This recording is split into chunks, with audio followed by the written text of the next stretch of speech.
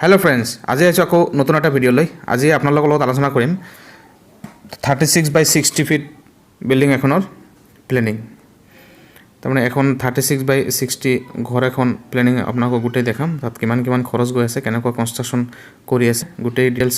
আজি আলোচনা কৰিম ভিডিওটো চালে আপোনালোকৰ আইডিয়া হ'ব যদি নিজৰ ঘৰ এনেকৈ বনাব বিচাৰিছে এনেকুৱা ডিজাইন যদি বনাব বিচাৰিছে তো আপোনালোকৰ ভাল আইডিয়া পাব এনেকৈ কম খৰচত আপোনালোকে বনাই ল'ব পাৰিব এটো হল আমাৰ আসাম টাইপ ঘৰ আপনাদেৰ চালে গম পাবো কিন্তু দেখাত গোটেই ঘৰটো বিল্ডিংৰ নিচিনা লাগিছে তো বলক ভিডিওটো আৰম্ভ কৰো তো ফাৰ্স্টত আইছো আমি স্টেপ কেটা লৈ স্টেপ যেকেটা দিয়া হৈছে ফাৰ্স্টৰ সিঁড়ি যেকেটা দিয়া হৈছে এইটা গোটেই কেটাত আপনাৰ মাৰ্বল লগোৱা হৈছে মাৰ্বলৰ ৰেট এটো আমাৰ কিনা হৈছে 80 টকা পাৰ স্কয়াৰ ফিট আৰু লেবাৰ চাৰ্জ এটো আছে এটো হল 25 to 30 পাৰ স্কয়াৰ ফিট হিসাবত এটো লোৱা হৈছে আৰু গোটেই ঘৰটোত আপোনালোকৰ টাইলছ ফিটিং কৰা হৈছে টাইলছৰ ৰেট আপোনালোকৰ এটো আমাৰ টাইলছৰ ৰেট যেটো আছে এটো কিনা হৈছে 180 টকা পার পিস মানে এটো 2 ফুট বাই 2 ফুট টাইলছ তো এটো হিসাবত যদি আপোনালোকে কিনে তেতিয়া আপোনালোকৰ নঠগিব আৰু কোনো ঠগাব নোৱাৰে 180 টকা পাৰ পিস তাৰপিছত ফাৰ্স্টত আহিছো বাৰান্দাৰ পৰা আপোনালোকৰ এটো সাইডত আহিব গেষ্ট ৰুম ইয়াত ফল সিলিংৰ কাম চলি আছে ফল সিলিং আদা চলি আছে ফ্ৰেম সিৰেম হৈ গল সব তো গেষ্ট ৰুমৰ পৰা এটো সাইডত এটা ৰুম আছে তাৰপিছত মাজত কৰিডৰ ৰাখা হৈছে যেটো কৰিডৰত সোমাই কিনে আপোনাৰ ৰাইট সাইডত পাব এটা বেডৰুম এইটো বেডৰুম আৰু গেষ্ট ৰুমটো ইন্টাৰ কানেক্ট আছে সব ফল সিলিং লগোৱা হৈছে ফল সিলিংৰ ডিজাইনবোৰ বহুত ধুনিয়া দিয়া হৈছে তো তাৰপিছত কৰিডৰত আহি লেফট সাইডত আৰু এটা ৰুম আছে ধৰক এটো তো কাম চলি আছে গোটেই ফল সিলিংৰ কাম চলি আছে ফল সিলিংৰ ডিজাইনটো বহুত ধুনিয়া দিয়া হৈছে যেতিয়া কালাৰ কৰা হ'ব কালাৰ যেতিয়া কমপ্লিট হৈ যাব ফল সিলিংটো দেখিবলৈ বহুত ধুনিয়া হ'ব তাৰপিছত আকৌ আহিছো আকৌ এটা ৰাইট সাইডত কৰিডৰৰ পৰা ৰাইট সাইডত আৰু এটা ৰুম আছে এটো ডাঙৰ ৰুম কেটা 14 ফিট বাই 13 ফিট এনেকুৱা সাইজৰ ৰুম আছে এটা ৰুম মাস্টাৰ বেডৰুম এটা 14 ফিট বাই 15 ফিট ডাঙৰ আছে এটো ফল সিলিং সব কিমান ধুনিয়া লাগিব এটো কালাৰ যেতিয়া অলপ কৰা হ'ব বহুত ধুনিয়া লাগিব ফল সিলিংটো ডিজাইনটো এনেকুৱা ডিজাইন আপোনালোকে বনাই ল'ব পাৰে আৰু যদি কিবা সাজেশন লাগে মোক জনাব চাওক এটো বেডৰুম এটো মাস্টাৰ বেডৰুম টাইপৰ এটো আছে বেডৰুমটো চাওক বেড এটা আছে তাত এটো বনোৱা হৈছিল বেডটো এটো নিজৰ ইউজৰ কাৰণে তো বেডটোত 20000 মান খৰচ পৰিছে আপোনালোকৰ একদম সিম্পল বেড 20000 ৰ ভিতৰত এটো হৈ গৈছে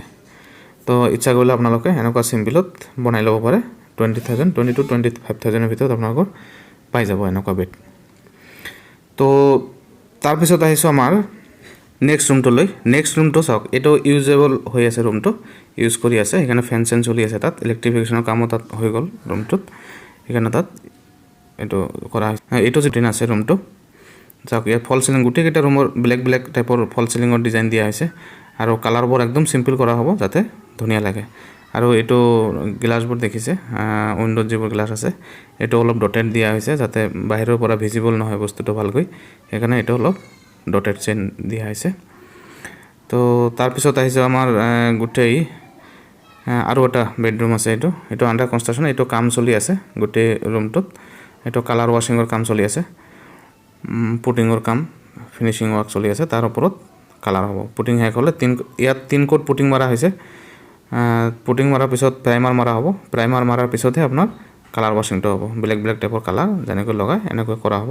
আৰু এটো ৰেট দিয়া হৈছে কালাৰ পুটিং 3 কোট আৰু কালাৰ এটো ৰেট দিয়া হৈছে 8 টকা পাৰ স্কয়াৰ ফিট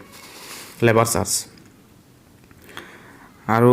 এনেকৈ গোটেই কৰিডৰ আছে সবফালে ৰুম আছে টোটাল 8টা ৰুম আছে ধৰক ৰুম কেটা সাইজ এনেকুৱা 13 বাই 14 14 14 এনেকুৱা ৰুম সাইজ আছে সাফিসিয়েন্ট স্পেস পাবো গেস্ট ৰুম আছে আপোনাৰ টোটাল ৰুম মিলাই 8টা ৰুম আছে টোটাল তো এনেকুৱা ঘৰ যদি আপোনালোকে বনাব বিচাৰিছে আপোনালোকে যদি কনস্ট্ৰাকশন কৰিব বিচাৰিছে পাৰ স্কয়াৰ ফিটত ধৰক আপোনালোকৰ অনলি কনস্ট্ৰাকশন চাৰ্জ তাৰমানে এক্সক্লুডিং আপোনাৰ টাইলছ আৰু ব্ল্যাক কালাৰ ওয়াশিং আৰু ব্ল্যাক কিবা যদি আপোনাৰ ইন্টেৰিয়ৰ যদি কিবা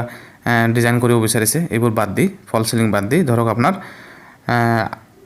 800 পৰা 900 টকাৰ ভিতৰত আপোনালোকৰ কনস্ট্ৰাকশন হৈ যাব আৰু যদি পিছত টাইলছ লগাব বিচাৰিছে ইন্টেৰিয়ৰ ডিজাইন কৰিব বিচাৰিছে ফল সিলিং কিবা লগাব বিচাৰিছে এইবোৰ ৰেট বেলেগ আহিব আহিলে আপোনাৰ ধৰক 1400 পৰা 1500 টকাৰ ভিতৰত আপোনাৰ গুটেই ফিনিশিং হৈ যাব আপোনালোকৰ ৰেডি টু ইউজ আপোনালোকে ঘৰ পাই যাব তো এনেকুৱা যদি আপোনালোকে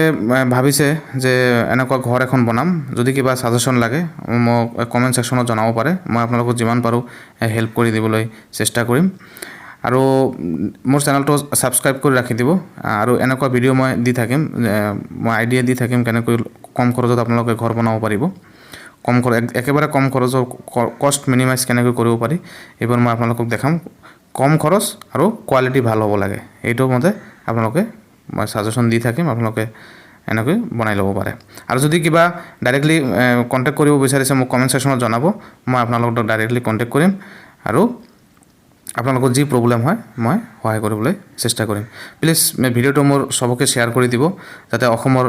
ৰাইজে চব গম পায়, অসমৰ মানুহ চবে গম পায় যে অসমত এনেকুৱা এটা চেনেল আছে।